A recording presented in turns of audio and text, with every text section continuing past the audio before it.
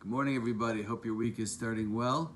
We want to continue in our exploration of the 6 constant mitzvahs. These are 6 mitzvahs, unlike other commandments, which are situational and apply in specific times and unique circumstances. These 6 constant mitzvahs are always in effect. You are supposed to look through the world through 6 lenses, 6 filters through which you acquire a God awareness. The first one we completed, which is, well, you never completed, it's a lifelong process, but we completed discussing it for now, and that is the mitzvah to know that there's a God. The second commandment is the flip side of that first commandment, and that is the mitzvah to not have any other gods. Now, think about this for a minute. There are prohibitions in the Torah and there are positive commandments. Know there is a God is a positive commandment.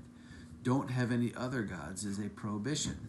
Let's talk about the prohibitions for a minute. You know, a prohibition, for example, don't murder. Well, guess what? Right now, I am not murdering anybody. Does that mean I am fulfilling the commandment to not murder? No.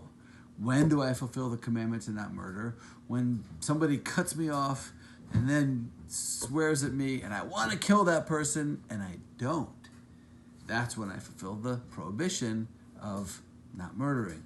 When do I fulfill the prohibition of not eating non-kosher food? Right now, am I fulfilling? I'm not eating non-kosher food right now. No. You know when you fulfill that prohibition? When you forget to order kosher food on a plane and you're flying internationally and you haven't eaten anything and your person next to you has a delicious looking... Okay, you get the idea. Only when you have a desire to do the prohibition and you don't, that's when you are fulfilling the prohibition. Now, think about this. There is a constant mitzvah not to serve other gods.